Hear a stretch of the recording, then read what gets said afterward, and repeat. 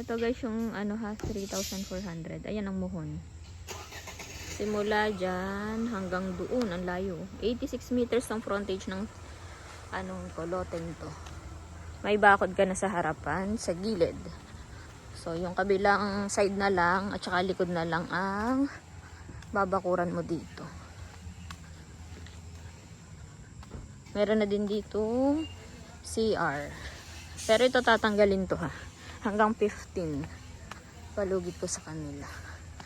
Pinapabakuran ko na din to. So, gagayatin ko to ng 1-1. Pero kung may kukuha naman ng 3-4, ayan, bibigay ko na siya ng buo. Para hindi na ako magka-cut.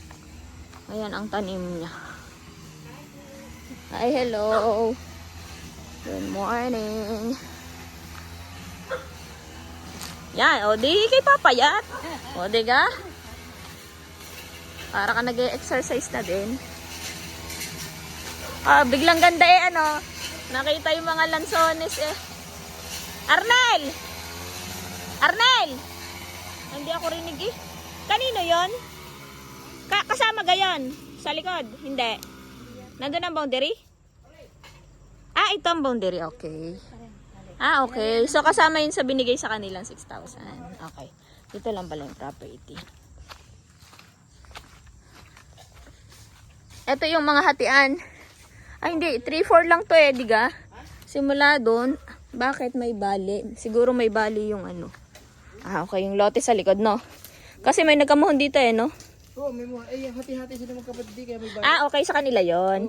Pero ang tali ko, simula doon. Papunta doon. Sa dulo. Hinati pala yung 6,000 kaya. Okay. Gets kanila. Magbabakod na din sila. Ganda na, yan. Dami nating pantanim, Doon ko itatanim sa ano. Mangilag. Hanggang doon ha. Ang lilinisan, Arnel. Hindi ko pa nalalagyan ng tali yung doon dulo. Mamaya na. Sige, kahit paano na. Pag nalinis mo na, may daan ka na dyan. Oo. Para maganda-ganda. Ito, kailangan mahawan din. Para pag may buyer tayo, ano. Ayan na guys. Gandara ng property to. Ang haba ng frontada sa Cemented Road. Tapos ito naman lahat aalisin, no? Yun. Yung gate niyan ay... Kukunin? Sige, papalitan na lang natin. Papagawa ako ng gate. Lago. Ang laki ng poste, Grabe, Dilipat ko na ang gate din sa harap. Gamitin na natin yan. Sementado ha pa. Mula din sa property hanggang doon sa Punzalan Highway.